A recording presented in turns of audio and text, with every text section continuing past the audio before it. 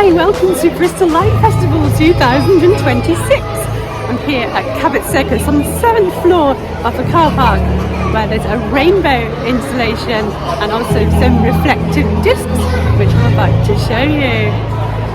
So it's going to take about 3 or 4 hours, I believe, to wander around the whole event, but it is open for 10 days, so you can spread your visit out if you live locally. But I'm only here for the evening, so I'm going to do it all tonight, hopefully, if I can find my way around. Anyway, I'm looking forward to showing you little clips of the various exhibits to whet your appetite in case you want to come, or if you can't get here, then you can have a look what it's all about. I picked up a physical copy of the programme and a map from the Sparks shop in the city centre in Bristol. You can also get one from the Watershed, or you can find it online at the Bristol Light Festival website. You can start anywhere along the route, but I'm here at Cabot Circus anyway, so I'm starting here on the 7th floor of the car park. And this installation is called Our Colour. And it uses carefully arranged coloured filters to retract light throughout the space. And visitors can move through it with layers of colour shifting and overlapping, inviting us to step inside a rainbow. This is called Our Colour Reflection. It's by the same artist. She's called Liz West, and it's in the other half of the car park.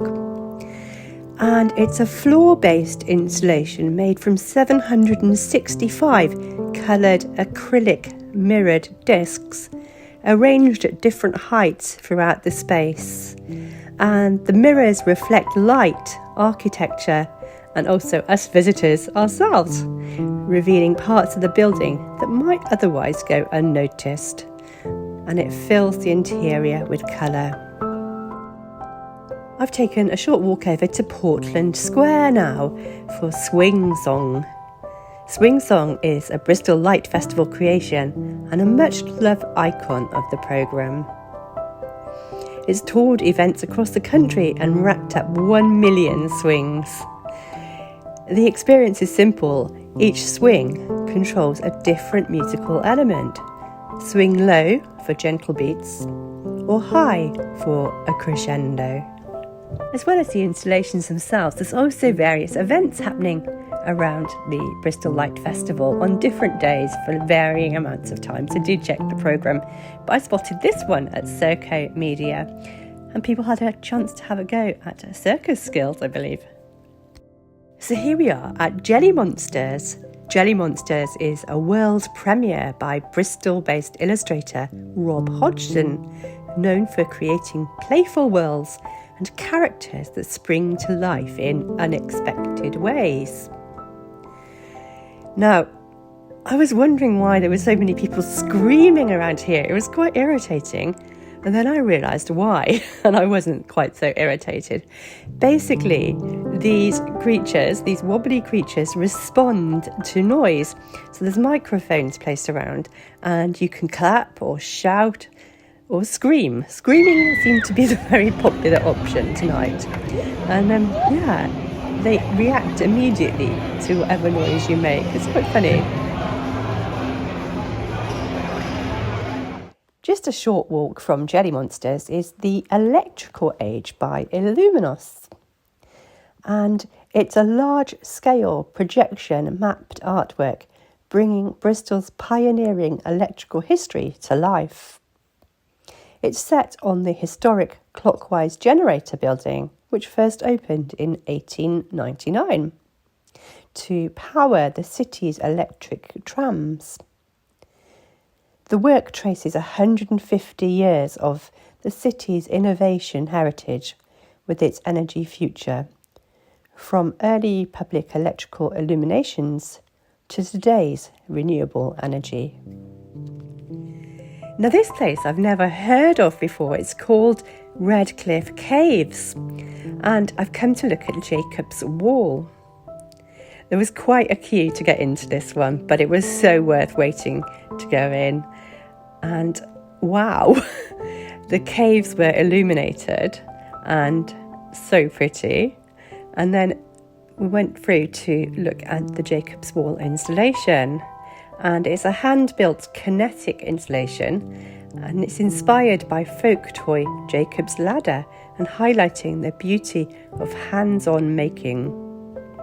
It's a curtain of wooden tiles that flips between timber and mirror surfaces, scattering light into shifting pixel-like patterns.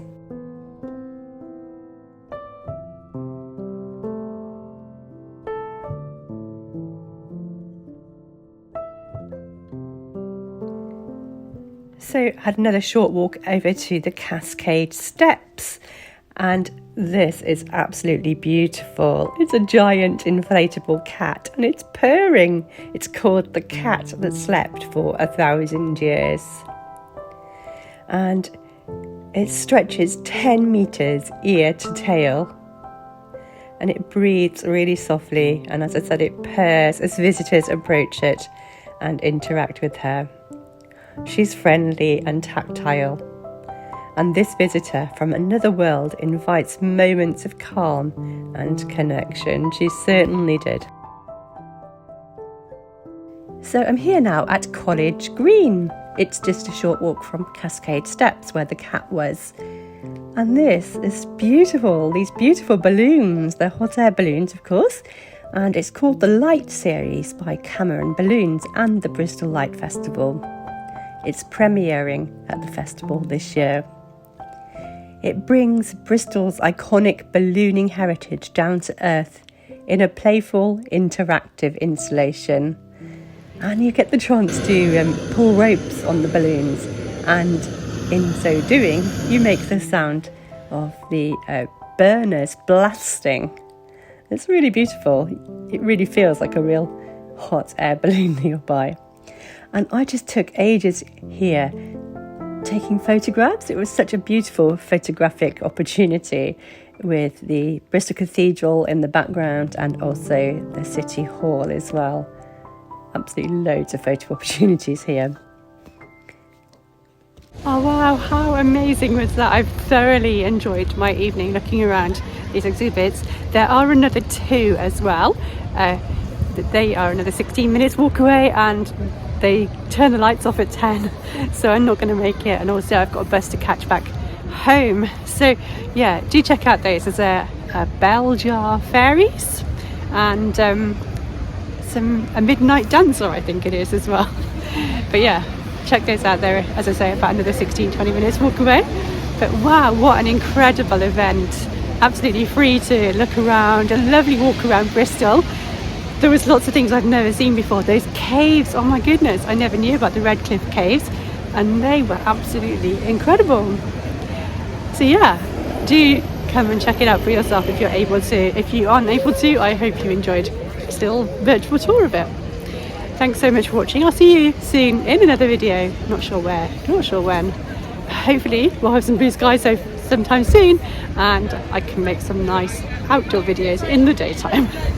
Thanks so much for watching. Don't forget to subscribe to the channel as well, Southwest Sundays, and you'll get alerted when I put more videos up.